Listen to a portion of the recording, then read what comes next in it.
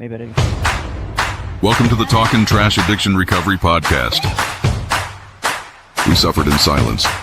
Now we recover out loud.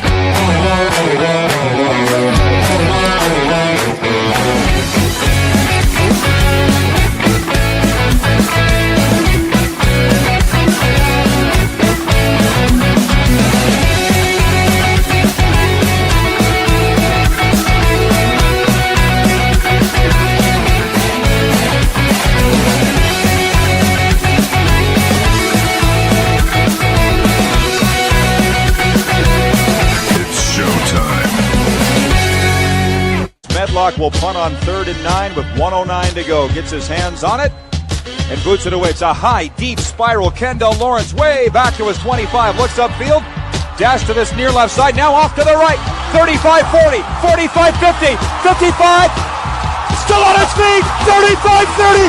Go Lawrence! Go Lawrence! Go Lawrence! He scores! He scores! Kendall Lawrence! What a classic!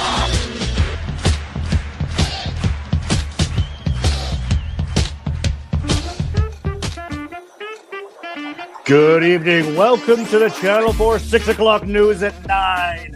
I'm alarmingly huge. Coming to you live from the Milestone, Saskatchewan Waffle House and Taxidermy. You don't like it? Get stuffed. Top story we are following tonight. Co-host Bradley Mansfield was arrested on the weekend for transporting hay across the border without a permit. He's still in jail because he couldn't make bail. There it is. Welcome to episode 194, Trashers. My name is Tim. I'm a very grateful, nervous alcoholic. We have a very special guest tonight. And now to the king of the ring, the sultan of swing. Don't get your clam in a jam, Jimmy Snyder. That's a lot. That's a lot. Welcome to episode 194, everybody. I never know the show number. We are, it's a holiday show. We like to, spruce up for holidays. And we also have an awesome guest on, which we're thrilled about. We can't wait. So we're going to do a preamble quick. We're going to do our readings quick, do clean time quick, and we're getting our boy on.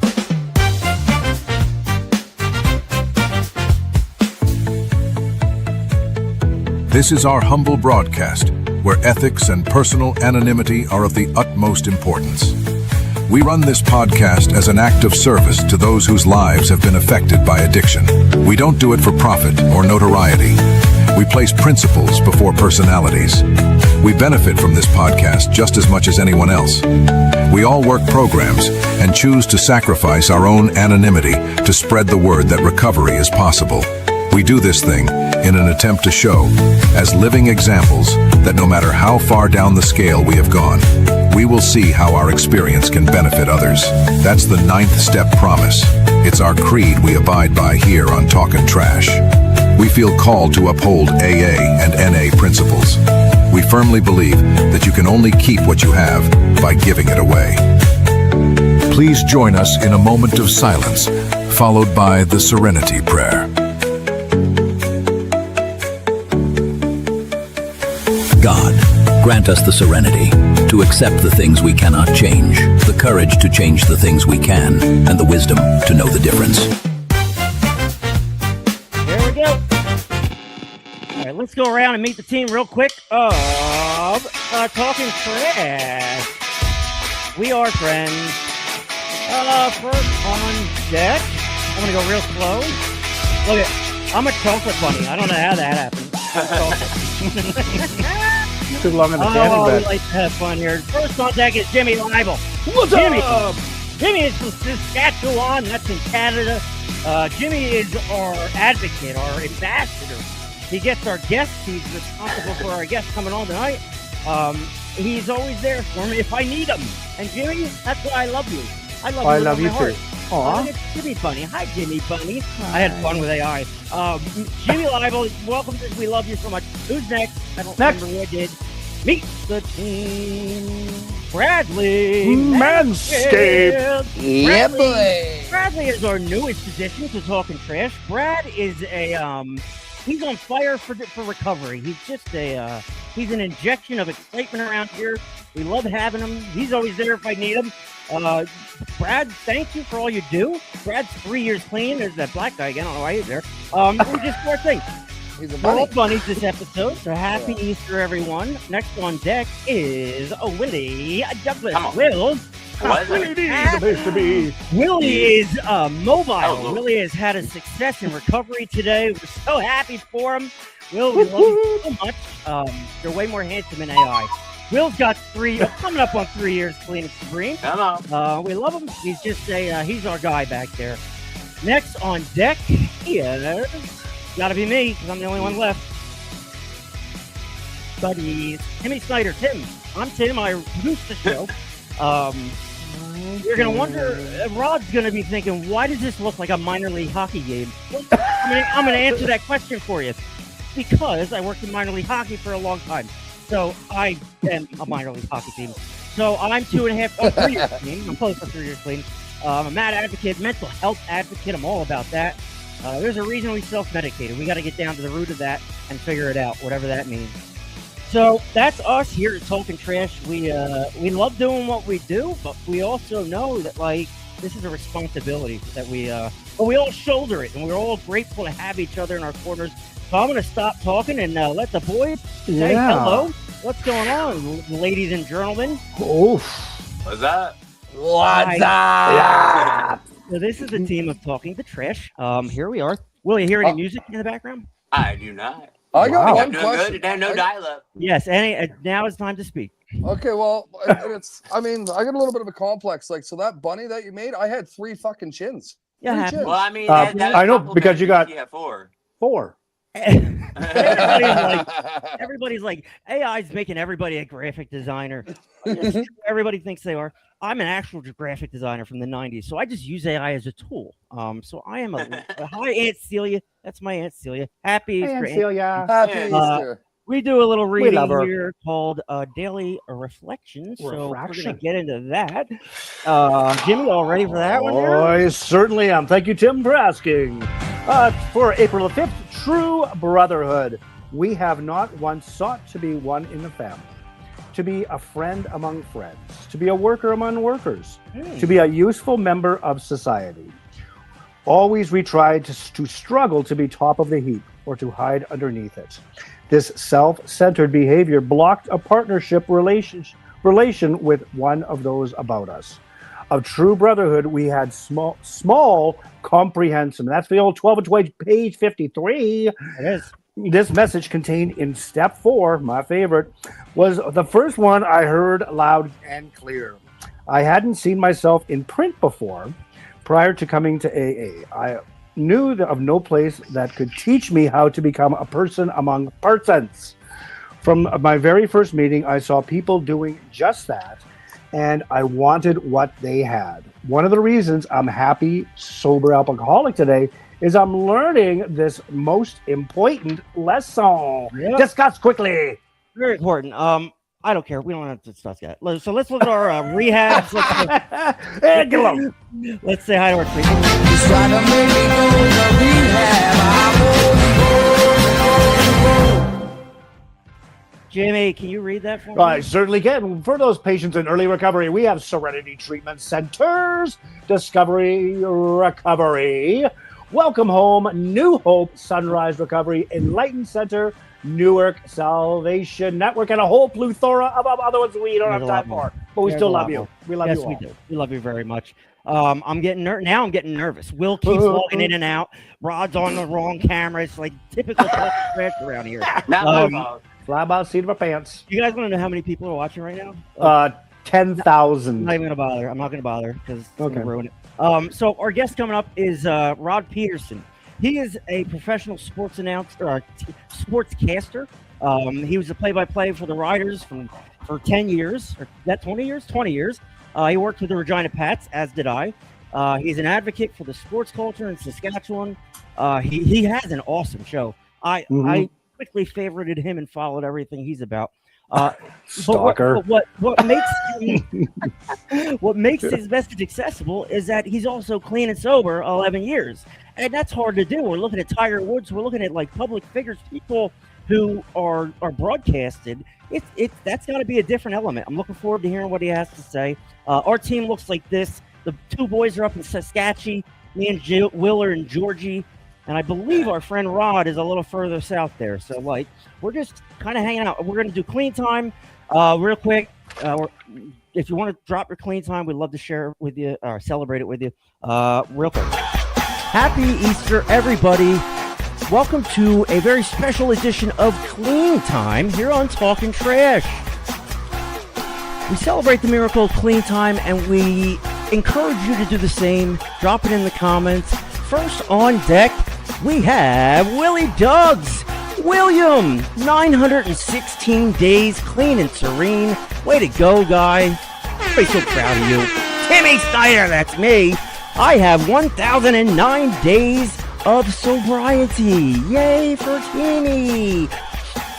Next on deck, we have somebody coming. Bradley Mansfield. Brad's got 1151. Chugging right along there up in Wawota. Way to go, Bradley. Lastly is Jimmy Alibo. Jimmy has 1,581 days. But wait, there's one more. Our very special guest, a Roddy Pedersen from the Rod Pedersen Show. Rod comes in hot with 4,086 days. You haven't met him yet, but you're going to real soon here. And he's a gem. Way to go, Rod. We love you. In Rod, we trust. And that's Clean Time here on Talkin' Trash. If you would like to share your clean time with us, we'll drop it in the comments. We will we'll let everybody know. We'll set off horns and do stuff. It'll be great. So happy Easter, everybody. Let us know your clean time as we continue on here.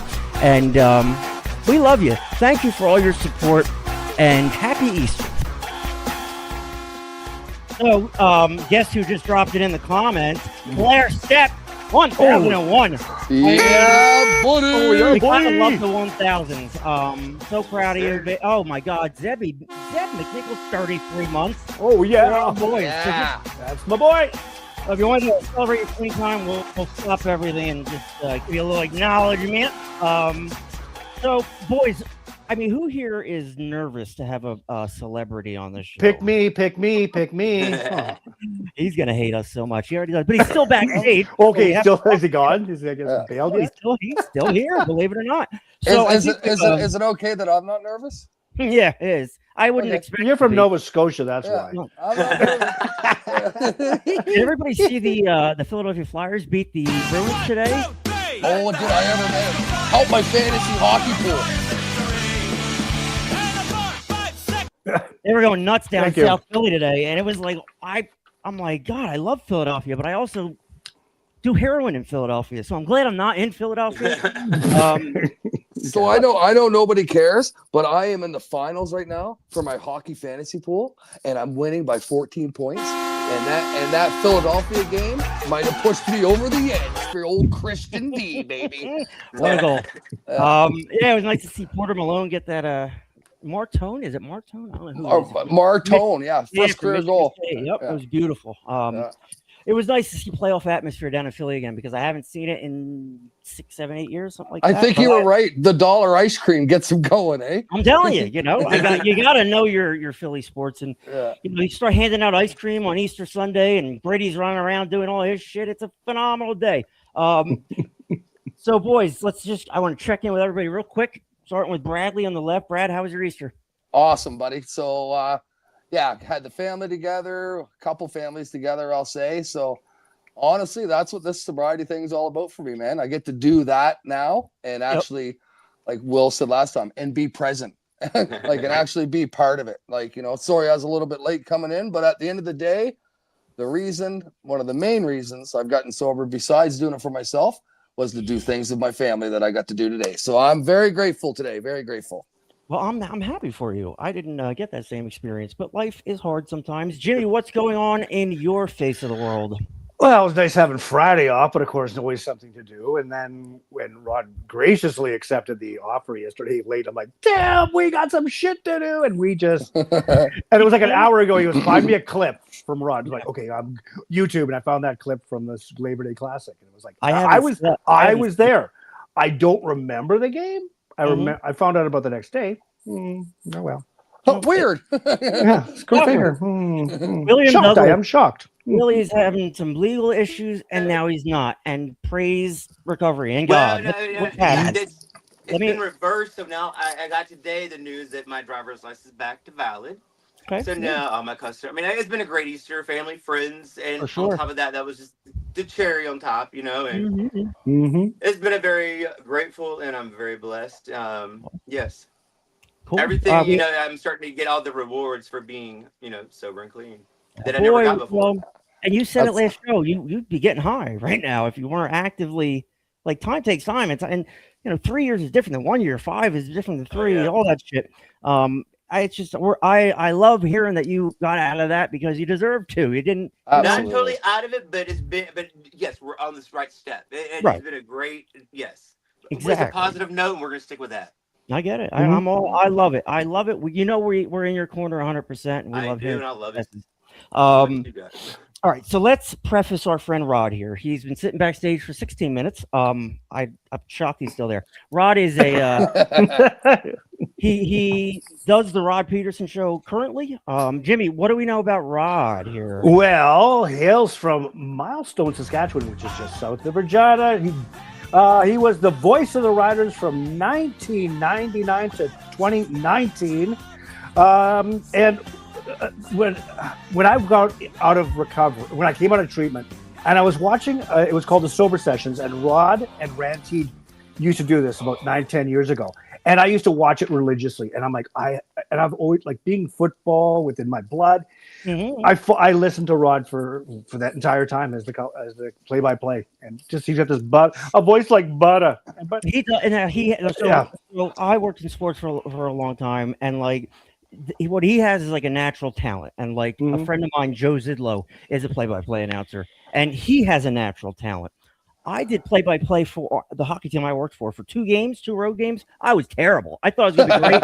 I was awful, god awful. I thought I knew about hockey. Apparently, I don't. So I'm a fan, but I'm also a fan of sports. I'm a fan of playoffs. I'm a fan of the place going fucking nuts and overtime goals, all that shit, and Rod is too. I listened to him talk for a while, and he has this passion for sports. He loves it. He's a Canadian boy from Saskatchewan. I cannot believe he's on our show, but here he is. So let's bring Rod Pedersen into the mix. That's our boy. There he is. Hi, Rod. There he is. Welcome to the program. Happy Easter, gentlemen. Great to see you. I'm enjoying the show. Oh, I'm so terrified you might not like it. Yes. He's like, I'm on here. Click. So I wrote Jimmy a whole thing to read, but he's reading the screen. Way to go, Jimmy. Rod is he's a seasoned sports announcer known for his engaging play-by-play and deep knowledge of the game. With a career spanning decades, he built a reputation for professionalism, storytelling, and an authentic connection with audiences. Beyond broadcasting, Pedersen's personal journey, including long-term sobriety, has added depth to his voice, making him not only a respected figure in the sports media world, but also an inspiring example of resilience and personal growth. So I hope his tires are pumped enough. That's all I got.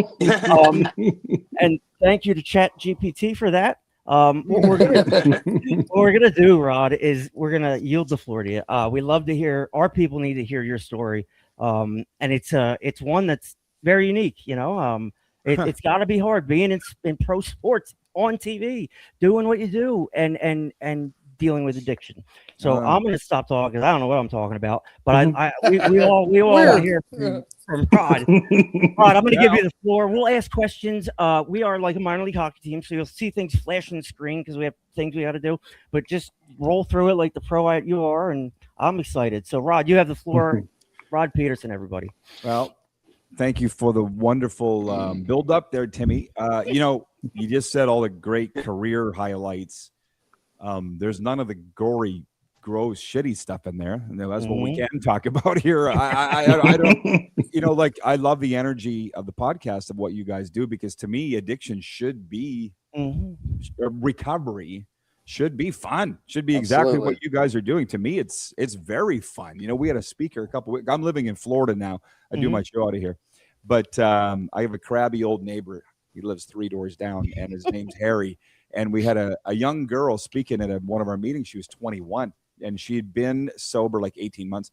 And Harry was like, she's in a pink cloud. I'm like, Harry, then I've been in a pink cloud for 11 years, man. This is the greatest life possible, in recovery.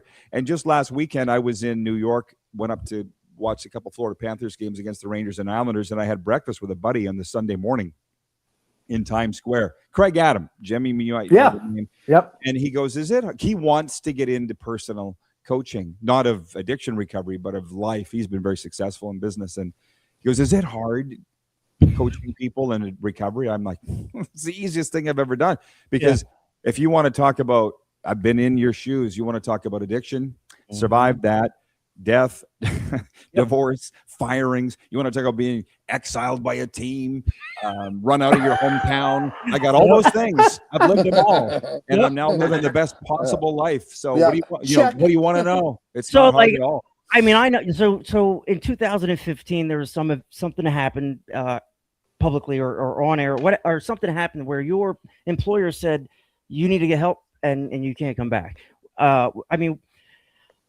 My first question is, when did you start drinking and when did it become a problem? Well, great question, Tim. I was speaking at a sober house in Boynton Beach in December, and I told them that I started drinking when I was. Can we swear on this, by the way? Yeah, oh, hell yeah. Fuck no. I told them that I basically started drinking. I told the group when I was 15. And when I was 15, and this guy starts laughing in the second row, he's like, it's not a fucking contest. I just picked right up. Yep. All here in the same place. It's not a contest. Right. So from the second time I drank to blackout. Okay. And I had a 25-year drinking career, or a little longer. There's a lot of blackouts in there. Yeah. So, to answer your question, when I was 15, but it was just what it took me years to discover about myself and recovery. And I left that room in Boynton Beach by saying this was, I didn't like drinking. I didn't like it at all. I hated being sober. Right. I hated it. Yep. So I said to all these guys in the room and gals, I said, you figure that out. You don't hate being sober. Right. Whatever it takes to get sober, then you don't need the alcohol. And some people looked at me like, what? They didn't understand it. Yeah. So I'm like, you will get it. Yeah. But it wasn't about getting fucked up, because look at everything that goes with that. Right. It's not that fun. It's not. You think it is. And like people on the outside look at us like, oh, they're having fun, they're drinking, they're doing all this shit. But like, honestly, like the first drink might have been fun, but everything after that was miserable. And like, I remember people being mad at me. Oh, you got to go to rehab. You piece of shit.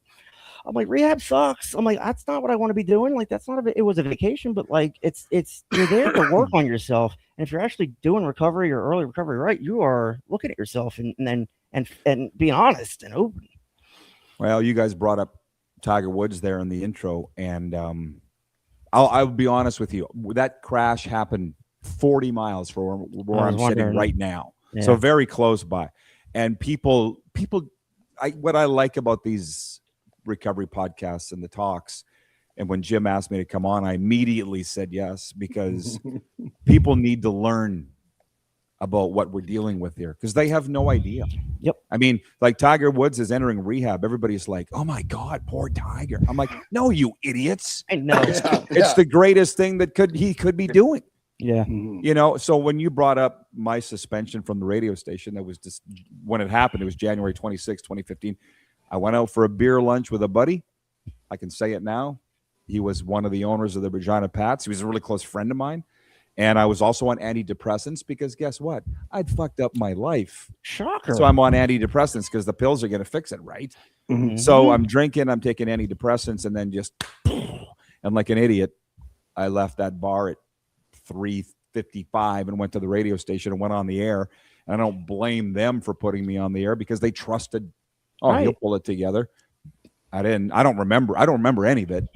And I was pulled off the air. And I woke up the next morning. I don't think about this a whole lot because it's not fun. It's probably the lowest point in my life. But I do. I got up the next morning and I'm like, what the hell? I don't remember how I got home, but that wasn't rare. And I texted my boss and I said, I don't know what happened. This will never happen again. I've never missed a day. And he texted me and goes, stay home. You're suspended until we decide what to do with you. So I went in the next day. And they had an intervention, and it was very, very easy choice to me. They said, okay, you're going to get two choices here. You can either enter, I think they said recovery, which I didn't even know what that was. Right. Or keep drinking. That's fine. That's totally fine. But you need to sign these papers. Yep. You're terminated here. And when you get home, your family's probably gone too. God bless him. So it was a very easy decision for me. I'm like, you know what? I'm so tired of living this way. I'll take anything. And that's to the Tiger thing. You guys have heard all the sayings. I love almost all recovery sayings. Almost all. Some of them I we're right there with you. Right there with you. But one is that for some people, rock bottom is a trampoline. Like everybody thinks, oh my God, he hit rock bottom. It's so maybe he'll bounce up from here. My God, it can't get worse. The dude went to rehab. He won the Masters in 2019. So like the guy is like he's a special human being, and like for him to, I feel like he can't get the help that he deserves because he's who he is. So like, no, I'm sorry, I don't buy that. And I put it in I write a column every Sunday, goes out in a newsletter, and I said I got a problem with Tiger being whisked out of the country to go to treatment only because when I walked into my first AA meeting, I knew everybody in that room in Regina would know who I was, but I didn't care because I wanted to get better. I wanted to change so bad. And what do these pricks say? We don't give a shit who you are. Yeah, they do. It's a direct quote. That is what they say. Yeah, and they're like, get your ass in that chair, shut up and listen. And I never drank again.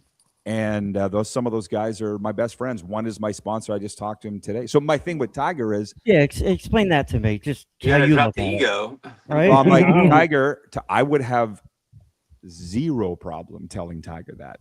I would love the opportunity. I know you. To say you're not that special, bro. I would love to say it because a guy like that needs a little bit of ego deflation. I think so. You know what I mean? Because at the end of the day, you nail it right on the head, Rod. So there's a guy. You know what I mean? Like, oh, let's sugarcoat this for Tiger Woods. No, like fucking somebody struggling with addiction. You have to go eat that shit sandwich like everybody does for a long time, right? For a long time, Nom. Because that's what helps us get better. As shitty as that sounds, that's how I feel too. So I just sacrificed myself. I think he's an asshole too, guys. To be honest with you. I didn't say that. I'm kidding. I don't think that either. None of us said that. But going back to this privacy thing, I was on a boat here today. Some friends invited me out, and we were talking about this exact issue because, again, it happened here. Like everybody in Florida is mad at Tiger. They say he's the reason our car insurance rates are so high. Tiger Woods is the specific reason. He's always getting these crashes. And anyways, I told him what I just told you. And the nice gal Bree, she's like, I don't go along with that because he needs his privacy. And what if he's in meetings in the treatment center and people are taking photos? I said, well, I'll tell you what, if it was my treatment center, somebody's taking a photo, you're fired. Right. I hope it was worth it. Yes. Anybody worth their salt working in this business would not be posting or selling photos of Tiger Woods. It just tells me what people don't know about recovery. Right, exactly. I just want to see everybody beat this because I've been given the gift of beating it. We all have, or we're in the process of trying to. It's hard to see somebody like that who like you can take Tiger Woods off of it. Anybody who just chronically relapses and just where does tough love stop and a hand up versus a hand out? Like we want to help people, but we also don't want to enable them, and it's a very complicated issue. And I personally don't know how it ties into someone like Tiger Woods. I know plenty of celebrities have gotten sober. He's not special. Well, but, yeah. Sorry, Timmy, but it is different. Like I went to New York to get my intervention training, and the guy that was giving the training, his name was Earl Hightower. I don't know if you guys have heard of him or not, but he's like the John Wayne of interventions. He invented them. Yep. He was like, again, pardon my language, but he's like, that TV show fucked everything up because now it's not a secret anymore. You walk into a room with 8 people, you know what's going down. Yeah. You know, but he was teaching us how to give interventions the way that he does it. It's called the Johnson method. And he brought up being a celebrity interventionist in Hollywood. That's where he lived. And he goes, because with a singer, let's take like some rock singer that's a heroin addict. He's like, if that guy's not singing, nobody's making money.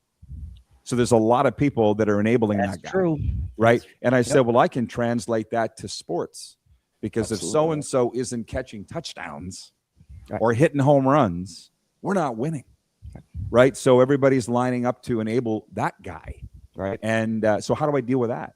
And Earl goes, then you say, if anybody in this room isn't here for Johnny, get the fuck out. Yeah. He goes, are you able to say that? I'm like, oh, I'd love to say that. So, right, I left that room.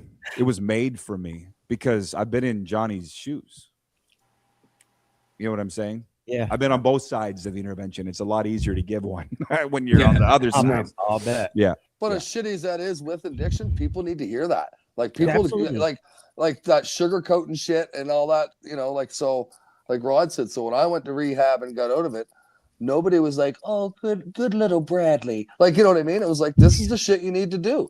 Right. Mm-hmm. Like, to me, recovery is about commitment and consistency. Like, so you need to be committed to make the change, and you got to be consistent to try to get to the finish line, even though there's really no finish line, but to keep motivated to keep going down that path. Yeah. And if you're not doing that, you know what I mean? And sometimes, well, I don't know if anybody's listening out there, but we're going to fuck up along the way. And, well, just a little. But that's what Rod said. So that's what I love about the program that I'm in and part of this podcast, because people will tell you, you know, hey, you're kind of fucking up right now. Figure yourself out. And that there is a core element of my recovery for sure. Yeah. I'm reading the Johnson method right now. The thing that speaks to me is it says expressing love while establishing firm, consequence-driven boundaries to force a decision for treatment. So you went to get like certified in intervention. So that's interesting. How long did that take? It was a 3-day program, 10 hours a day. Yeah. And it's funny because my friends heard I was going to New York, and they're like, oh, are you going to go to a Yankees game? I'm like, I'm not going for a holiday. Yeah. You know, you talk this stuff for 10 hours a day. It's draining as hell. Yes, it is. But I came out of there very armed to do interventions. And you just said forced recovery. And it's kind of funny because it really is. I've never lost one, but I'm like, you know what? I'm not leaving this fucking room without you. So we're going to do this easy, or are we going to do this hard? That's up to you. I like this side of Rod. Zeb says if Tiger can't play with his balls, we're all screwed. Angela Dickey. Angie, hi honey, welcome. We love you. We just so like you are are you a recovery coach, or are you like a sobriety coach? All of it. I'm trained for everything, and I thank Rand for that, because you mentioned his name earlier. I'm trained for prevention, speak in a lot of schools, deal with kids and young people. Obviously trained. I'm a diploma as an addiction treatment specialist, it's called, so I can work in a treatment center, aftercare, you name it. Awesome. All of those things. Yeah. Because you're perfect for it, but like to go get educated in it and to approach it with an educational model, you know, it obviously works. You know, I remember the show they surprise somebody. I think that's the whole thing of an intervention is you surprise them. Everybody's got their stuff laid out, and you try to convince them to get help. And with addicts, we are like, yep, we'll get help. 2 seconds later, like, nope, I'm leaving, I'm gone, bye. And like we're like, we flip. So like you have to strike while the iron's hot. I have a real problem with rehabs, you know, not taking you. Oh, well, we can't get it till tomorrow. Well, you're gonna be dead tomorrow. So like we see a lot of cracks in the system, and they're not ours to fix, but we're here to, I don't know, help people through it, and it's for our own recovery. Selfishly, we're all here to stay sober. And so, do you work with people on a regular basis? Mm-hmm. So is that like sponsorship? Is how does that? It's hilarious. Why do you say that? Rand might be watching right now because I shared this to my Facebook, so he'll attest to this. You guys fans of Suits? The show Suits. The show, oh yeah. Yeah. Remember Leon or Litz? Litz. The bald-headed guy with the yeah. What was his name? Not Leon Litz. Maybe it was Leon. Whoever. Something Litz. Yeah. So he was always talking to his counselor on his phone, lying in the windowsill of his office, doing it on the phone with his counselor, and I'm like, I could do that. Yeah. With clients because I was dealing with them one-on-one at that time. So I started doing it all over the phone and Zoom pre-COVID. Right. So Rand knew that I was doing that, and I worked with athletes, military, entertainers, some business people. And Rand's like, you can't do it over the phone. You can't do it over Zoom. You got to be in the room together. And I'm like, well, that doesn't fucking work when they're in Houston, Rand, or New York or Winnipeg. You know what I mean? And he goes, oh.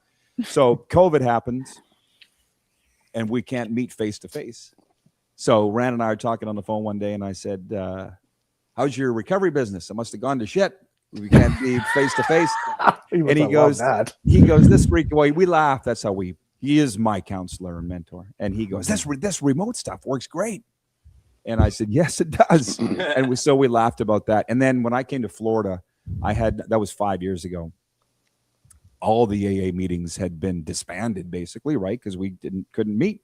Yeah. And so he fired up this Zoom meeting in Regina, but I was living in Florida. And he goes, you should come in this. And just for the connection to because it was my home group. And I'm like, I don't know if Zoom would work, Rand. So he used the backwards on me. And now I'm still in it. And obviously you guys are in Zoom meetings, I would assume. Yep. Well, we're in one now. And and they do work. Yeah, they do. So, but that's the whole point of him and I can talk about recovery for hours because we're so into it. So fascinated by it. It's like we are too. We see stuff that just doesn't work. Like I remember being early recovery, and it didn't look appetizing to get sober. It didn't look like I'm never gonna have fun again. I'm never gonna have experience. Those are all lies that our addiction tells us, Jimmy, in our own voice, right? So like we believe this stuff. You have a little barbecue sauce right there, buddy. We believe this stuff, and. You know, these are the lies that keep us down. David P says, Tim is dumb, Rod. Thank you for settling him down, David P. He's easy. I got to ask you, Rod, when did you move to Florida? I don't need your address. 5 years ago. Attaboy. So do you like the weather a little better, or is it like being frozen? It was 28 degrees Celsius today. I was talking to my cousin Tam in Cranbrook, and she gave me one of these. Yeah. So the weather was the number one thing, but I'll tell you what, I was here a week and found out that it was the addiction capital of America. The next day, I found out that it's the recovery capital of America, and they're like, "Well, there's one. There's going to be another." Yep. Right. So there's a lot of that. There's a lot of opportunity for me. I do a hell of a lot of speaking in meetings. There's a lot of speaker meetings here. I don't even think they have them in Regina anymore. Yeah, but they do. Okay. Yeah. We still do. So yeah, busy doing that. So yeah, 5 years here, and it's a sports haven. So it's that's everything haven. I love it. We can talk sports. So we talk whatever, but like I like, so you gotta be like around the Panthers and like their cups winning. Like you moved down at a great time. Because it's like blowing up down there. But like I'm from Philadelphia, and I was indoctrinated into watching the Flyers, going to the Spectrum, all that stuff. And I grew up in the 90s where it was Eric Lindros and John LeClaire and all this. It was awesome. So like I look now, I moved to Georgia. There's more like minor league teams, hockey teams with stadiums and fans down here than there ever was up there. So I moved down here. I have 4 minor league hockey teams within an hour of me from each direction. Like the sports excitement down here is a little different. And most people are transplants, but like, you know, how did you like you left a sport world in Saskatchewan and came down here and reestablished like. What do you see that are the major differences between the two? Well, everything for one, but Listen, I was the guys in Sask probably know this. I mean, Jim's followed my career pretty closely. I was fired as the voice. Let's put it out there. Yeah. And so it was very painful. It was very hard to leave. Yeah. But where am I going to go in Saskatchewan to continue to work in the media after being fired by the Riders? It wasn't going to happen. Okay, so no other professional sports teams. No, so I kicked around for like 2.5 years. I'm like, I'm out of here. Yeah. And the place that I liked the most was Florida. And it was funny because you mentioned the only other pro team I would say, Jim, is the Saskatchewan Rush. Ironically, they called me as I was just moving here, and they're like, "Hey, we would like you to be the voice of the team." I'm like, "You're a couple of years late, boys. I'm done. I'm in Florida." So I think all of you will get this. So one thing I say about my AA meetings, I love that hour because it's the only hour out of the week that people get me. Because the rest of the week, nobody understands what I'm saying. It's like I'm speaking another language. Yep. But you'll get this. So I walked up to the Panthers, literally knocked on their door.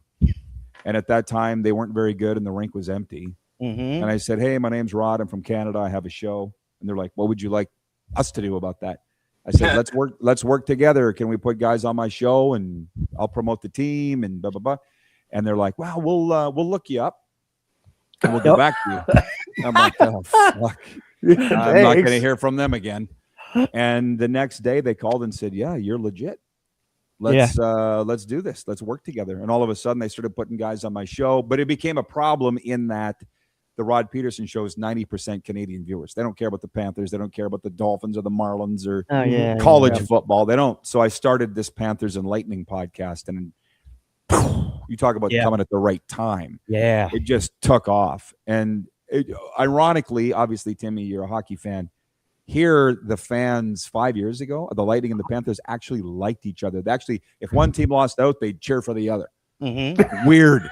That's not how it should work, but I get it. Yeah. 5 years later, they freaking hate each other. And the teams hate each other. The fan bases hate each other.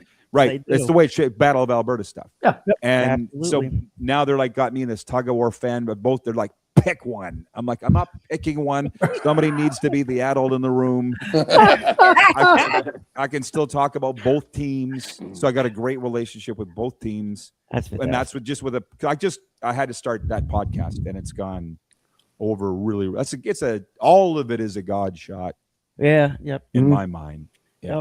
Yep. I've screwed everything up I've tried like this, and we're 3 years into it, and it's not me. It's not us. It's the message. It's recovery. It's the need for the message. I'm just going to show you what a big shot I am. When I was pump your own tires there, Snyder.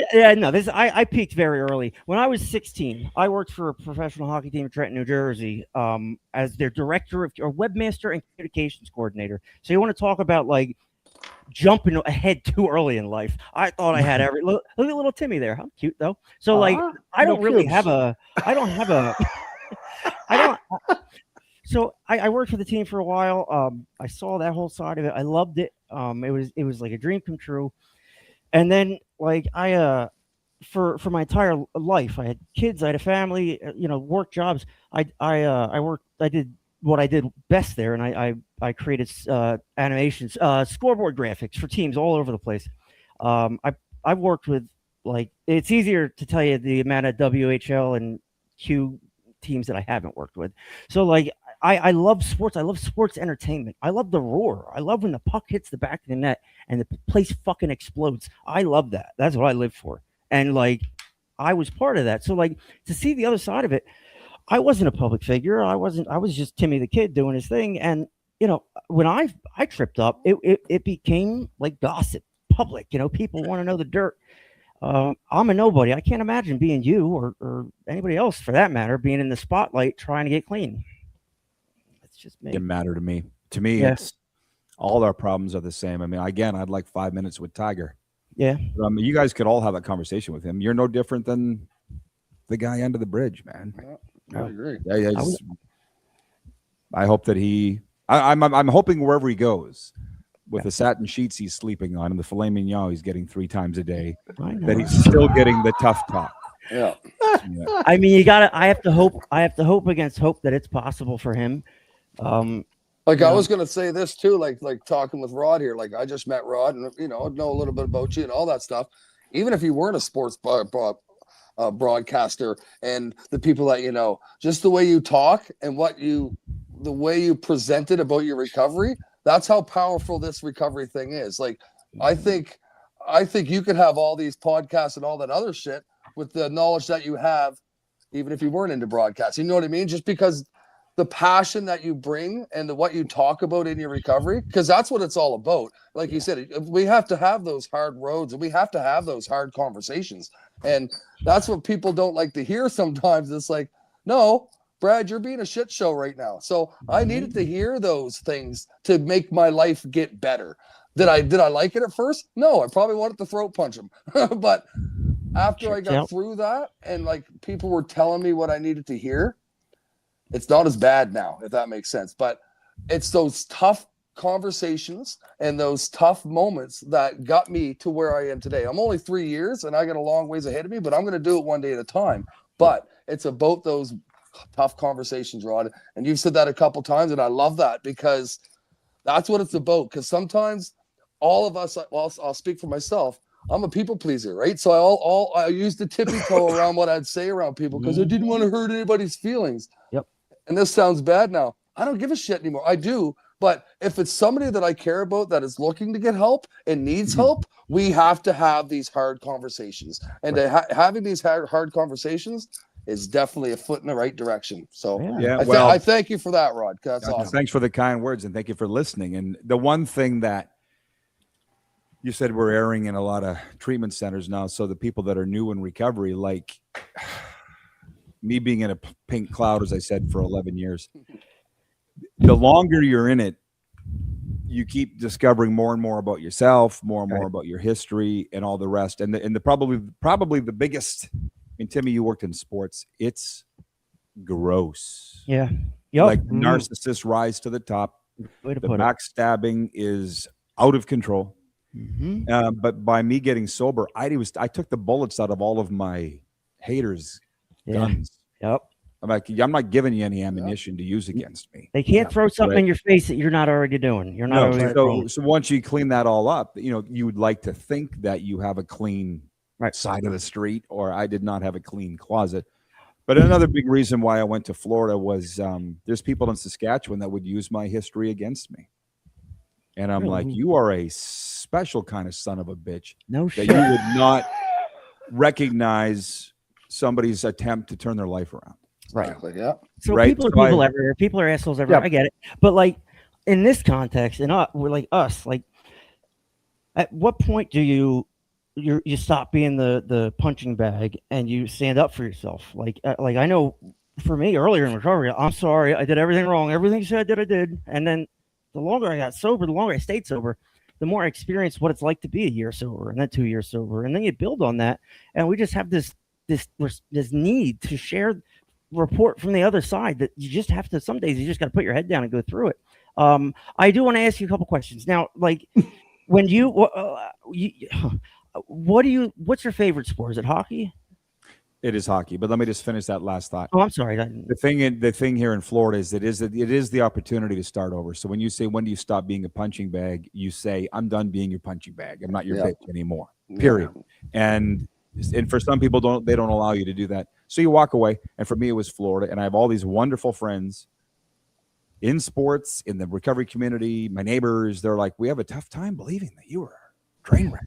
I'm like, well, fuck. You want some numbers? I can have you talk to people. Area code 306. Yeah, right.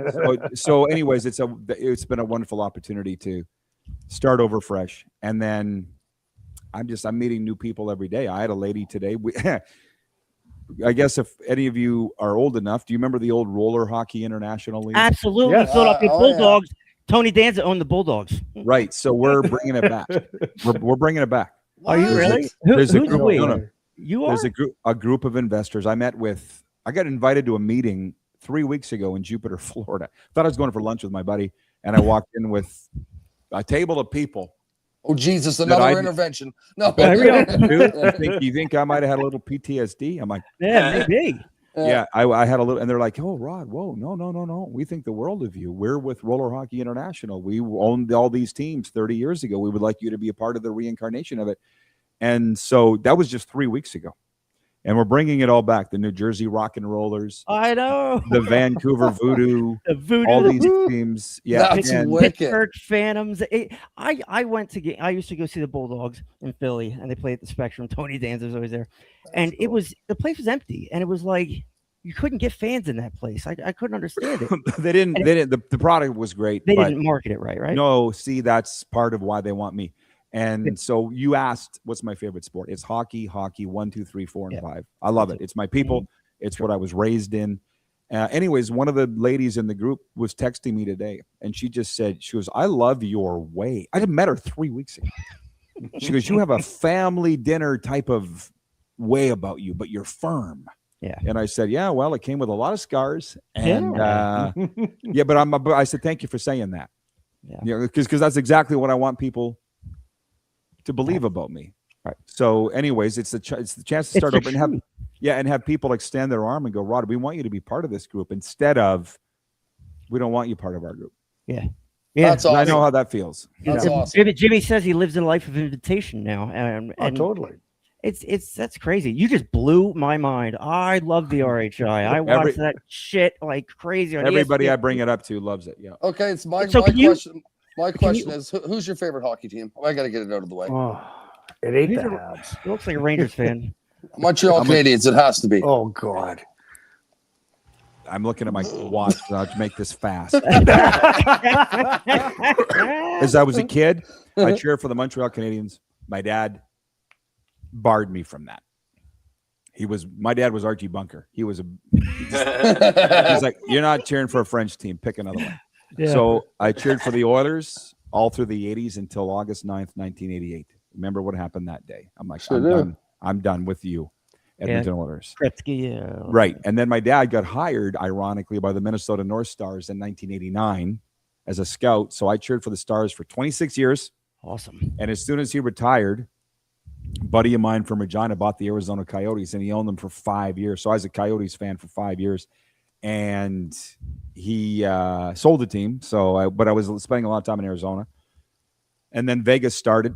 And I'm like, I'm looking for a fresh start, fresh team. I was a fan of Vegas for a few years. And then I kind of got dicked over by somebody there. And so it was kind of teamless. And then I came to Florida. And it reminds me, I don't know if any of you guys are music guys, but I was interviewing Tom Cochran for my show in Calgary at the Great Life is a Highway. Yeah. And I said, "Tom, who's your favorite NHL team?" He goes, "Well, where am I? Calgary? I guess the Flames." That's kind of me. I'm like, I live in Florida. I'll say the Panthers. They're really, really good to me. Like, I just have this card here, right here. Can you believe this? This is what card I got from the Florida Panthers at Christmas. "Thank you for all you do." Wicked. Yeah, like they're a first class outfit. So I grew up like you supported your hometown team.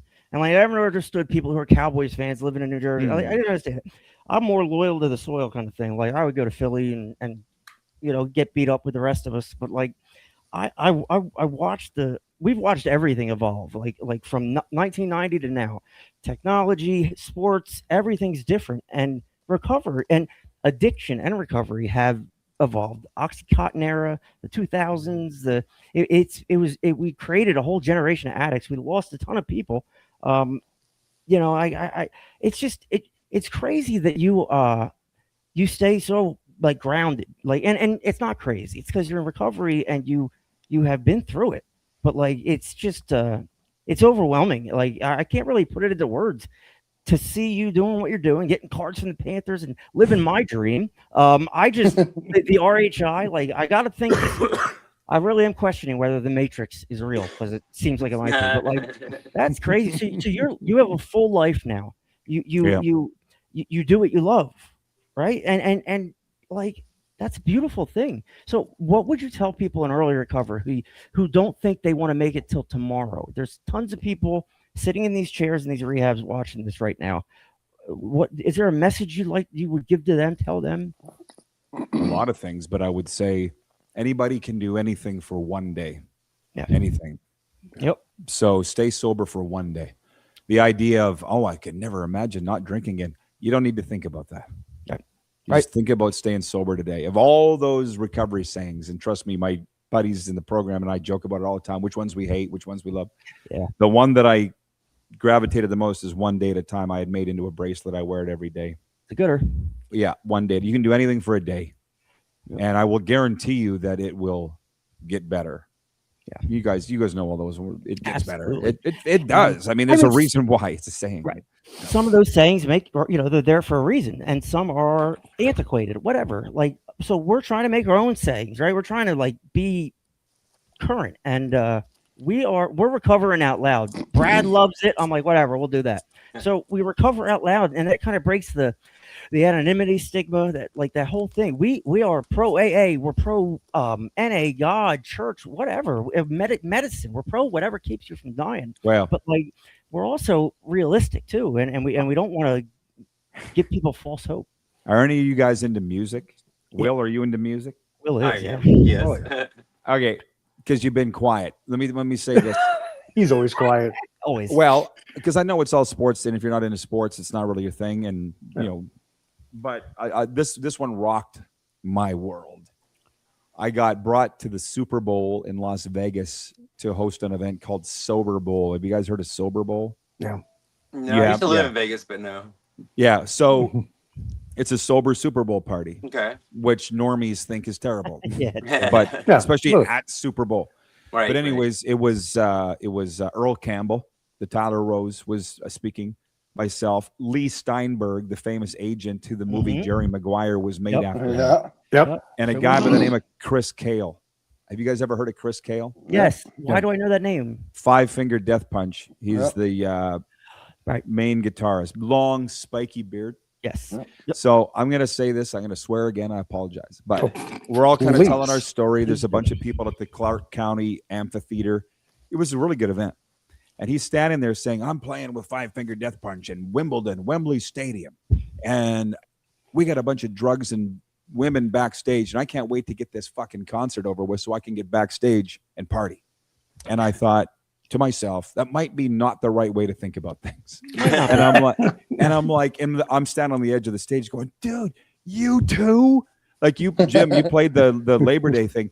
For me, Labor Day Classic, I'm like, I got a 6-pack of Coors Light chilling under the desk here. Like, can we get this game over with? Because I'm going to crush these on the post-game show and then get to the pump or get to the cabaret or whatever we're doing. Banned for life. Banned for life. Yeah. Right. So what I'm saying is just Chris Cale, like we've stayed in touch since, quasi, but I'm like, it does not pick genres. It does not pick races. It does not pick anything.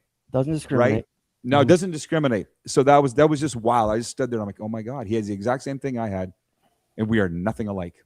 Yeah. Except for that. Right.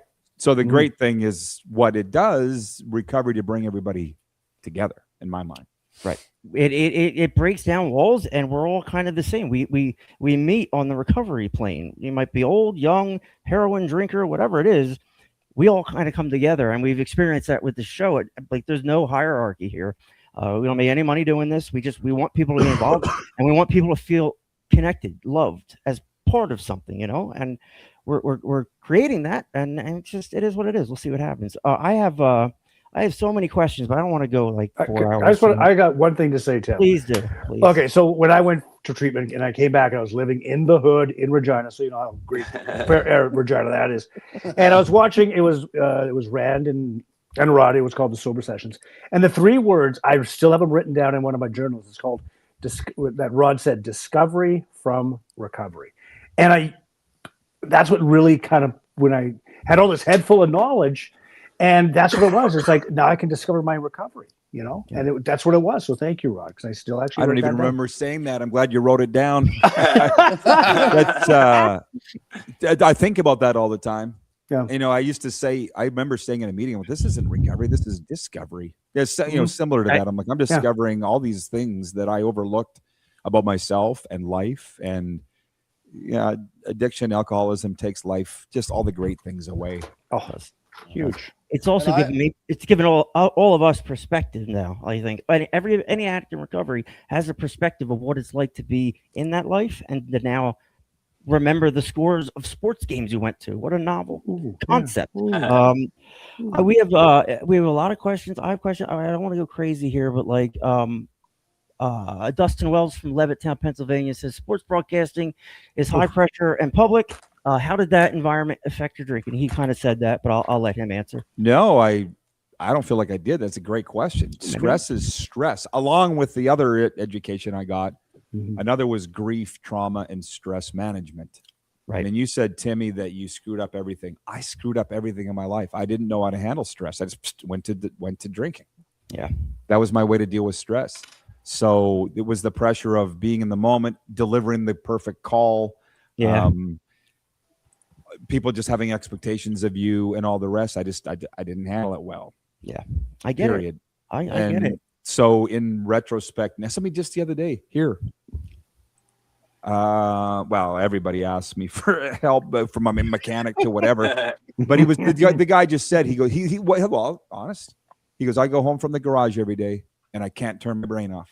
All I think about is my customers' cars. How am I going to fix them? I can't turn my brain off. It's horrible. It's driving me nuts. And I'm like, okay, Google, stress relief. It's all there. It's online. Yeah, sure. Like I was out in Swift Current speaking at an event, Swift Current, Saskatchewan. Nobody is Swift or Current, but that's exactly. I won't say it. I got a police escort in and out of that town because of talking like that. So I don't say. But this farmer jumped up on the table and he's like, I can't tell people I'm in recovery. I can't have people know that I'm going to AA meetings. I'm like, whoa. Well, if they do now, I said, well, you don't have to, right? But I'm like, you don't have to. I said, you can go online and Google symptoms of stress, symptoms of anxiety, symptoms of depression, causes of all these. It's all there. Rod, we say all the time, we medicated because we had a problem to begin with. Like most of us, I did. I was untreated mental health issues. I was white knuckling it, being miserable my whole life and self-medicating. A lot of us identify with that. And I was going to ask you how mental health plays into it, but somebody already did here. So I'll let them do it. Let's see. That was the solution to our problem. Rod, it's right. It was the solution until it became the problem, and we all have that exact same story. Alex from Serenity says, "Rod, what age did you have your first drink?" He did answer 15. That. 15. Yep. What role did What role did mental health have in your addiction and recovery? Good okay, question. This is a key one. I was about 6 months sober, going, I'm not drinking anymore, but I'm still screwed up 6 ways from Sunday. I can tell something's not right. Yeah. So I had friends say you should go in and get a psychiatric assessment, which didn't scare me at all. I'm like, oh, okay, cool. So I went in and I came out of it they diagnosed me with clinical depression, generalized anxiety disorder, obsessive compulsive disorder, attention deficit disorder, and addiction. So everything. And I'm like, awesome. It's got a name. All these things. And I called them the Fab Five. Yeah. So I was just speaking at a meeting the other day. I told that exact story. And I said, now you guys kind of know me over this chat of the last hour. I don't judge people. I got enough to do keeping my own shit together. Exactly. Like it's like riding a tiger every day. So he's definitely one of us, boys. Yeah, I'm like, I don't judge. Yeah. I don't. Yep. So anyways, the gentleman asked, how does that mental health affect it? I don't want to get into the terminology. They changed the terminology all the way to mean I'm not that old, but co-occurring disorders, comorbidity. Yeah, it's all the same thing. They just give it new names. Right. So the alcohol just covered up all those other things. It's funny, like treatment and rehab in say 1999 is way different than it is today. Totally different. There's different approaches. There's medicine, like you said. They're dual diagnosis. They're coming up with these things to put names to things that have been there, and we haven't been treating people right or giving people the opportunity to be treated right. This is a question for everyone. No, I'll just let him answer this. I love this question. What was your most memorable sports moment you experienced live in person? That's Captain Crunch from Thompson, Manitoba. Who that is. Well, for me, it was the 2013 Grey Cup with the Saskatchewan Roughriders. We called it. I got to call it. We played it at home against Hamilton. We won it 45-23, kicked the shit out of Hamilton. Oh yeah, and it was a big day. Greatest day in Saskatchewan history. that's awesome. So that clip we played in the intro, like it gave me chills, and I'm not a Riders fan. I think football's dumb. I think Canadian football's odd, but like I don't care. But your call of the game, your call of that play of that win, it had so much like power to it, and I am very critical. I love certain announcers in certain ways, and I'm just that call was crazy. So like that, I mean, it sounds like you're living my dream and probably most kids' dreams calling these games. I mean, it doesn't sound like you regret anything either. Like, no. Right? Okay, good. Like, no, I mean, I'm glad you found that, Jim. I appreciate that because I thought, frankly, the powers that be had scrubbed every memory of me with the Rough Riders on YouTube. I had to do a little bit of searching. Okay, so there's a few, but the one is I got asked by an NFL team a year or so ago, like, do you have anything online? So I sent them the 2013 Grey Cup because it is on YouTube. And they were like, wow. And I'm like, well, thanks. I'm sitting here. But I used to obsess over getting these jobs and that kind of thing. It kept me up at night. And I don't worry about it anymore because I am very much of the belief that we're all where we're supposed to be. Yeah. And I love doing what I'm doing. And I'm having an impact. I know that in people's lives because they tell me. Yeah. And that's what feels good in here. I'll be on. I hate saying this and it pisses people off. But I remember the pregame show of that Grey Cup 2013. I had this thought in my head going, I'm not doing anything noble here. I'm just calling a game on the radio. And I've had a lot of people afterwards go, no. It was the greatest day of my life. Your call was so great. And I'm like, okay, well, I get it. But it just doesn't feel, we're not saving lives here. Mm-hmm. You know what I mean? I get it. So that's what I want to do. That's awesome. I watched the 1998 World Cup between Canada and U.S. in Philly. I saw that. That was my favorite experience. Jimmy, you're a sports guy. What was your favorite live experience? Always football because football's in the blood. But I would say the '89 Grey Cup when it was the kick. Rod would know that with Ridgway and Suter holding the ball. That was classic. And football's like, I'm sure Rod doesn't know. I have a bit of a family football background. And there's a little field named after my grandfather. My dad was a ref for 25 years, and he played for the Riders. I had a shitty little experience with my knees, but anyway, that's another story. But it's football's in the blood. And I'm sorry, if you can't get 10 yards and 3 cracks, you suck. That's just what I'm saying. God. Brad, you're a lunatic. What was your favorite experience? For a live hockey experience, yes, or sports? No, just a live whatever? sports. The most exciting thing you've experienced in an arena or stadium. Well, you know what? I haven't been to too many live games. So, but I'll say this: when I was a kid, when the Jays won World Series back to back, I still remember where it was, what basement I was in with my cousin's house. Like, Joe Carter ruined my childhood right there. Yeah, so I guess that was one of my favorite sport moments that I'll always remember. And when the Habs won the cup last, of course. But yeah, that'd be mine. It's been a while. Early 90s, right? Like 93. Were you born, Brad? Yeah, I was 14. Leave me the fuck alone. I was married, I dude. think that's the same year, if I recall. It was in '93 in the Atlanta Braves when Sid Bream scored home plate to send the Braves to the play a World Series. Yeah. I think it was '93. I think they played the Jays. Didn't they play the Jays? Was it one of those years? Oh. Yeah. I mean, can I touch on one thing that Rod said? Yep. Like we're talking about recovery. So when he was talking about like things that, because I used to do that all the time, worry about what I was going to do. I'd get home, bring my shit home from work, my brain be going 90 miles an hour. And it's so cool now because it's like, it is what it is. I am supposed to be right where I am today. And whatever's going to happen is going to happen. So that message right there is so good for everybody listening to and us as well, because we have to keep a hold of that.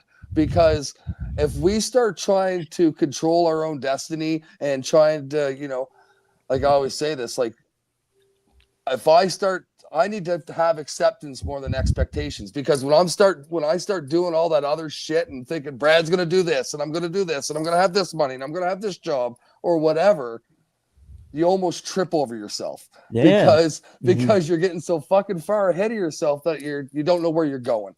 And that to me is a huge thing in recovery that we need to pump the brakes. It is what it is. Mm-hmm. We're going to get there when we get there. And we don't even need to know where we're going to be. Like, it's not for me to decide where I'm going to be in 10 years. Cause I don't really know.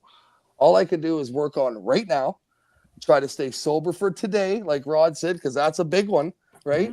So I need to get through today. And then tomorrow, I'll work on tomorrow when I fucking get there, right? Yeah. So you said a lot of wicked things tonight, Rod, that actually helped me in my recovery, dude. So I appreciate that very much. Angie Dickey, what did you think about the Super Bowl shuffle? Did that like kind of ruin the whole 85 Bears? Just putting that out there. Acceptance is the key to all our problems today. So it's funny. I just kind of had an epiphany as I'm sitting here. I was always an addict, right? I was a sports addict. I was I guess adrenaline addict or whatever. I was a Nintendo addict when I was 12. I was a Green Day addict. Everything I did addictively. And then once I found drugs, that fit right in. So now, like, I don't go nuts over sports anymore. Like, I used to live and die by the Flyers.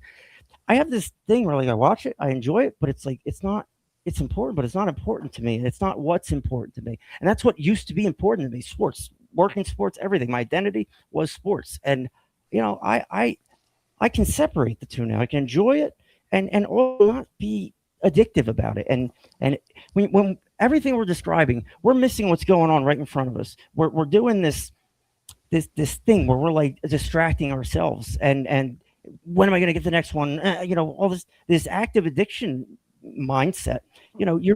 Once we get sober, we're like, holy shit, there's so much time. I don't know what to do. That's so slow. You stay sober. We stay sober. And we realize that, like, holy shit, we were actually missing everything by doing what we were doing. So now we're enjoying things in life. I remember every game I went to sober. I can't remember every game I went to, impaired. So real quick, this is a great question. I don't want to hold you too long. How much did losing the NHL job weigh on your addiction and your recovery? Did you lose an NHL job? Mm-hmm. I didn't know that. August of 2014, I was hired as the voice of the Calgary Flames. I had that job for a week until somebody phoned, well, I won't name them, but informed the Flames you can't hire him. He's an alcoholic, and they pulled the offer. And going back to the way we think, 9 out of 10 people would say, oh, I lost my dream job. I should stop. I should look at myself. No, I'm the 1 out of 10. I'm like, oh, you think I drink now? Watch. And I put it into overdrive. And if I wasn't blackout, I didn't think I was drunk. I was like getting plowed every day after that. And I was in recovery 6 months later. That was what, triggered me into going on to antidepressants. How did that? Honestly, it saved my life. Yeah. That's kind of how I look at it. It did save my life not getting that job. And it's the topic for another time, but I mean, I'll look at it now where this business is going that I'm in with the media. The play-by-play jobs are really cool. Yeah. They're not, to me, as cool as they used to be. The newspaper writer jobs are literally gone. The late night sports anchor jobs aren't cool anymore either. To be an influencer and have your videos on Instagram, and that's where it's at. Yep. So I get to work in the NHL now doing what I want to do. And as long as I'm not a dick, I make the Panthers and Lightning look good. They love me. They tell me that. They told me that. I love it. So yeah, it's nice. They want having me around. They say it. So Alistair Chalmers, I'm sorry, Rod. He said, I was at the 2013 Grey Cup with my wife-in-law. It was an unbelievable experience. The stadium was so loud, I could still hear the crowd chanting Henry. That's Mosaic Stadium? Is that Henry? Yeah. It was, I'll tell you what, Jim will know this. I was in the booth 90 minutes before the game. Warm-up started. We had just started the pregame show, and the stadium was full 90 minutes before kickoff. That's different. And Hamilton came out for their warm-up, and the crowd started going, Henry, their quarterback. I'm like, oh, boy, the Rider Nation's dialed in today. Here we go. And, yeah, they never moved the whole game. And then after the game, it was full for an hour and a half as they handed out the trophy. That's why I say it was the greatest day. Anybody that was there knows. Like a time travel, I go back and experience. Brian, I see what you're doing, Brian. Jeez. How many hat tricks did Gordie Howe hat tricks did Gordie Howe have? I'm sure Rod knows the answer. Rod? None. None. I thought he had one. I have no idea. Ridiculous, stupid question, Brian. Try to. I have no idea. I have no keep idea. Hey, honest, I gotta know that. Yeah, I know. This guy says, Mr. Peterson, do you feel at all dumber after being on this show? Okay, that's enough. Jeez, probably. Rod, is there a person or sports? This is the last one. A sports figure that you hold high in regard. You mentioned someone earlier, but I'll. By the way, Gordon Howe had two Gordie Howe hat tricks. You can go to Chat right. GBT. You don't need to ask us. True. He knew the answer. He's being a dick. Yeah. To be honest, all of them. Because it's very hard to achieve that level. So I respect them all. Yeah. I will say this. The one is Wayne Gretzky. And it's funny because I've been around. He's like the only guy left that I haven't interviewed. And I don't have the balls to ask him. I see him quite a bit because he lives here. Like it's Jim, God bless Saskatchewan, but it's different here. Oh, definitely. Like, yeah, I know. like, I tried to make a run for it, but yeah, no. I was in an elevator a couple years ago at American Bank Arena, and I'm going down the elevator, and I'm looking across. I'm like, that chick looks like Paulina Gretzky. Yeah. And I'm like, wait a minute, where am I? That is Paulina Gretzky. And I'm like, I felt like saying, do you want to ask your dad if he would go on my little show? But I've been at the draft like 5 feet away from Gretzky, and he's just like having a coffee, and I don't have the sack to go talk to him. I would approach anybody but Wayne Gretzky. He's like my favorite guy. Yeah. So he's up here as far as I'm concerned. I met his brother, very nice guy. Keith? Yeah. No. Brent? Yeah, him. Brent. Yeah, he played during the lockout and whatever. So this has been fantastic. I'm taking away from this is the fact that you can just balance it. You can tell that what you're doing is what you're built to be doing, right? So you have found a way out of addiction, and you found a way to give back, and that's what we all experience twice a week on this show. We give back, we do it, and we experience what comes from that, and that's what they say in AA. You can only keep what you have by giving it away, and that's tried and true. So you're doing it. You want to make a difference. You got your head about you. You got fucking 11 years sober. I mean, I now follow you nonstop. So like, you're right. Yeah, getting out there, being on social media, have your words out there, have an impact. That's important today. And like, you may not be able to find a Grey Cup from 2005, but you can definitely find Rod easily. And the message I wanted to hear from Rod, I sat here I didn't go to sleep last night. I was up all night listening to him working on the goddamn show. So like, it's just we're very humbled that you were able to come on here. You touched a lot of people tonight. A lot of people. Thank you. I'm just so grateful because like you did something we can't do. You shared from a perspective that we don't have, and people need to hear that. And I am so grateful that you decided to come on our show. You're always welcome here. We're always going to be fans of you guys. Do you have any closing thoughts for our friend here? We're not worthy. We're not worthy. No, just thank you, Rod. It's like I say, you were an integral part of when I came out of treatment and my early recovery when I was living in sober living and having that connection with Rand and you, and it just want to say thank you for connecting the dots. And thanks. Namaste, my friend. And I got to make this the Breakfast Club one of these mornings if I'm not at work. Oh yeah, absolutely. We'd love to have you. Yeah. Namaste, and what I'd like to say, Rod, is from what I took from what you're talking is. And other people out there listening is no matter how shitty it may be at that time, you know what I mean? Losing jobs, all that, and recovery is fun. And he's got 11 years in now. And I'm sorry for saying this, Rod, he's had some shit sandwiches along the way by the sounds of it. And you know what? I love that because guess what? Recovery is possible if you put the fucking work in. So that's what I took from all what you said tonight, Rod. And honestly, awesome meeting you and greatly appreciate having you on the show. It's been fucking deadly, buddy. Will, are you alive? Will, I would like to say I apologize for not talking that much, but he's big fangirls. I wanted to like let them do their thing, you know. So, but I appreciate you being here, and great story, a great advice, and everything.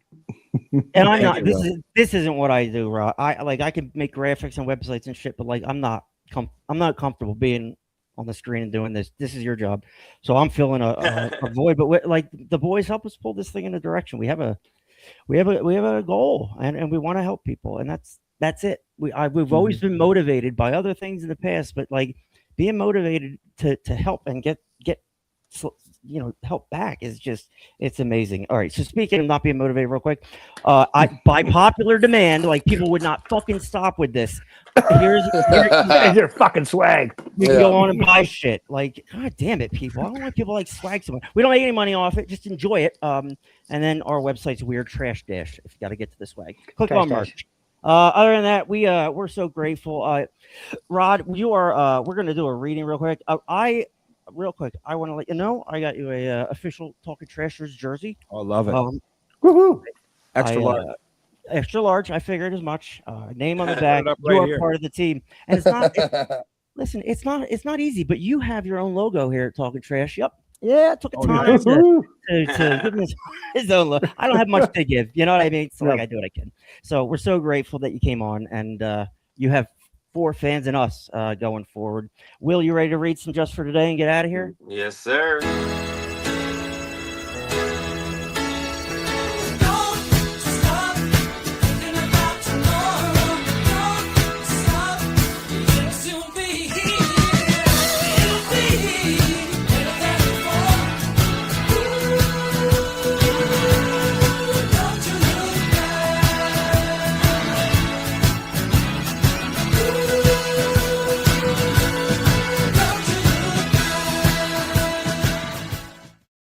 All right, Will, you're gonna do great. Look at is this big enough? Hey, is this fun? Okay for you, Will? Whatever. Identification.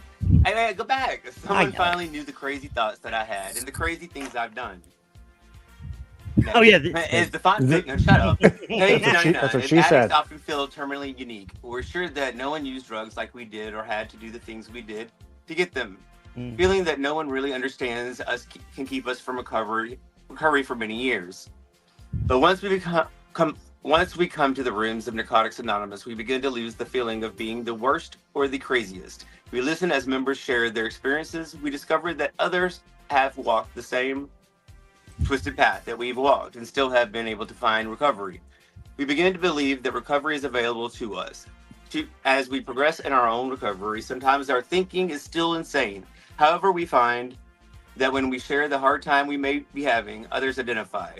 Sharing how that they have dealt with such difficulties, no matter how troubled or thinking seems, we find hope that others relate to us, passing along the solutions they found. We begin to believe that we can survive whatever we're going through, to continue in our recovery. The gift of Narcotics Anonymous is that we learn that we are not alone. We can get clean and stay clean by sharing our experiences, our strength, and even our crazy thinking with other members. When we do, we open ourselves to the solutions others have found to the challenges we face. Just for today, I am grateful that I can identify with others. Today, I will listen as they share their experiences, and I'll share mine with them. Thank you, Will. Thanks, happy Easter. Happy Easter, everybody out there. Well, thanks for all you do. We'll see you on Wednesday. We are 9 p.m. Eastern, 7 p.m. Canada people time. We're live on Instagram. Just in Saskatchewan. Jesus. I know. We're live on those things down there, and we're a podcast available all times. A very special thank you to Rod Pedersen for dealing with us. Thank you, Rod. We are amateurs, and he's a professional. And I thought he was gracious with my stupidity. If you are early in recovery, pull out your phone and get some apps to help. The NA Meeting Search app is helpful. The Meeting Finder could be a lifesaver if you want it to be. Go to our website, buy our shit. And happy Easter, everybody. Upcoming guests. Wednesday is Kaylin. The following Wednesday is Charlotte Wells. Sunday 19th is Lara Lee Gruber. And Wednesday, April 22nd is Archie. So, boys, I don't know. I think that was a lot of fun. That was awesome. So amazing. I can leave the floor open for a little bit if you guys want to comment. I was trying to. I don't know. What do you guys think? I was awesome. It was my favorite thing I've ever done in life. Well, it's and for those people out there, it just shows you that addiction can affect anybody. Mm-hmm. Well, Rod was here in Regina, a very small community, and totally very judgmental here. And you say about that first meeting you walk into, people, yeah, I've walked into those meetings myself. And I'm not Rod Pedersen, who is the voice of the riders. He is everybody knew him. Everybody knew him. And he just takes it one day at a time, and just, I'm very grateful. Scared the shit out of me. And he said, yeah, tomorrow. I'm like, oh, shit. Yeah, you and me both at 5 o'clock last night. I was filling my drawers, I usually anyway. So I had some stuff to do. But yeah, he was great. I mean, we just, this kind of stuff. I'm not going to announce how many people are watching anymore because I see the actual count from our website and everything. Those are great. I mean, he probably has his own followers following whatever. But we're I don't think we claim to be anything we're not. I'm pretty stupid. Jimmy's like not. He's Canadian. Brad's insane. Canadian. He's new from New Brunswick, so he's not really Canadian. I want to touch on what Jim said though, like please do. Still having Rod on, or just any guest. Period. Let's honestly, it just goes to show, like Jimmy said, addiction has no boundaries. It doesn't care what you do, who you are, what you are, or whatever you've done. Doesn't give a shit. Right. But the beautiful thing about recovery is every one of us out there right now are strong enough to get better. And that's what the message is what Rod sent to, and all of our guests have sent as well. Because that's what it's about. Don't ever feel scared to better yourself. Because fucking Jesus Christ, it's worth it. I know that. I don't think you should say Jesus Christ name of on Easter. Especially on Easter. It's okay, I apologize, but not really. Me and Jesus have something in common. We both died and we were resurrected. Me, it was Narcan. I don't think Narcan works 3 days later, but either way, get it so you have it. Narcan's super important. If you're feeling some type of way, call 988 on your cell phone. There's suicide crisis help there. Rod just texted me saying, thanks for having me. You guys do a great job. And a little screenshot of all of us. So he's phenomenal. Thank you, Rod. He is yes, thank you. We're blessed. Yeah. No, I also I'm going to be honest. I also didn't have this. I respected his agency and who he was and everything he's done. Yeah. But I wasn't like I wasn't like nervous to have him on or anything. Like it was like I wanted to accommodate him and I wanted to throw easy questions up there to get fucking shot at. So I mean that's sort of respect. It's just another person that's fighting through recovery like us. That's how I look at that. That's how he'd want you to look at it. I think. Yep. You know what I mean? That's all. We're all in the same fucking battle together, right? Yep. So we're all in the same boat. That's what this is about. As long as we all paddle in the same direction. Yeah. We might do a couple backstrokes sometimes, but I'm still paddling hard forward, right? That's all. Not a big deal. I mean, we're stroking. I'm so Willie PG. Come on, it's all new show, buddy. Listen, Easter, any holiday's hard, right? Even in like Easter, any holiday, any day ending with a Y is tough. Pretty much, but it just gets magnified on these holidays, Easter, Christmas. These. It's just you can don't believe the lie that you're a piece of shit and you feel like a piece of shit. Like there's a reason you feel that way. You did certain things, but you can recover. We all have, and we're all in the process of it. So, what a great guest, and like we're humbled, but we're like, it's just us. We're still doing our thing. We're still giving away fucking free merchandise, and not making much. Like, go do your thing. I've done everything everybody wants. Go buy your shit. It's pretty fun. Brad, you tested it out. That it went all right. So I went through the website. I bought a couple things, literally. So I'll put it this way. I have an IQ of 14 and I did it in 2 minutes. So that means the smart people out there can do it. It took me a week to figure it out. He's got an IQ of 9, but whatever. Hey guys, look at this new feature on StreamYard. I don't know why we would need our names that goddamn big or that small. Just leave things. They don't fix things that need to be fixed. I get so fucking pissed at them. All right, Carl Mills, good dude. He put an order in right now. Way to go, Carl. I love you so much. Carl says, "Happy Easter from my rabbits." Well, I just figured it's something out. Okay, I got it. I got a lot on my plate. I wear a lot of hats now. I get. That's who he is. That's who he is. I know he is. And Angie always checking it. Angie's our friend. And there's a bunch of people sitting in the peanut gallery, thinking, "Do I want what they have? They're weird. They're wearing weird shirts." What we do is to promote this culture of friendship. Really, that's what this is built on. It's friendship and support. Yes. Right. Yes. We take it a step further and we support each other for the problems that we have, and we're only able to do that because we acknowledge the problems we have. That's step one. So you boys are beauties. I love what you're doing. I love everything. Wednesday we have a guest on. So tune in for that, and we're just gonna do. I got something to say that helps Another me out. Canadian. Yeah, there you go. Go ahead. Go ahead. All right, this helps me a lot. Is that you're not responsible for your first thought, but you are for your second. That's a fact. Yep. Ooh. Like we So just talked a lot. like you know. Yeah, we talked a lot of tonight Come about on. like the same thing we'll just said. Like we talked a lot about like addicts need a hand out of there. You know, every addict, once you're in active addiction, you're not like you're responsible for what you're doing, but like technically we've all experienced it. We're all checked out. You know, we needed external help. So we're glad to have it. We're glad everybody's here. Blair says great showman. Alistair Chambers says ordered some swag yesterday. IQ slightly higher than Brad's. I mean, wouldn't take much. Room I temperature. love you, Alistair. He's got a 20 IQ. He's got a 200 heart. You know what I mean? Like, I don't care. I got enough for both of us. And Prairie Sky, we love them always. And all our rehabs are checked in tonight. You know, I know you guys are there watching, and that means a lot. Thank you, Rod, for coming on. You were a beauty. I will. Awesome. I don't really want to follow sports people anymore because I'm like, whatever, I can get it on my phone. But like, I might follow him. So I am already following him, but like, might actively follow him. And I made him a logo and bought him a fucking jersey. So maybe we can be friends. I don't know. I come on a little strong sometimes, but Holy try hard. Yeah, just a little bit. I don't know what I'm doing. I'm just Well, trying the to shipping will be a hell of a lot cheaper than shipping it to Canada, right? That's fair. But You can almost drive it there. our shop ships to Canada, which is nice to see. Everybody who's like nuts about swag for whatever reason, I can only upload 10 images a day. I don't know how it's supposed to grow, but you know, it's going to take some time to build our shop up. But I'm taking my graphic video stuff and turn it into swag, and we're all going to look fresh to death. So Roddy was awesome. Check him out, the Rod Pedersen Show. Just type in his name and spell it right, for God's sakes. I can't believe that was classy. I cannot believe spelled wrong. I'm like, for fuck's sake. That was April. We're human. We're human. She doesn't show her face much, but she makes a lot of mistakes, so we appreciate her either way. All right, I love you guys. Great show tonight. Love you And, long time. see y'all on Wednesday.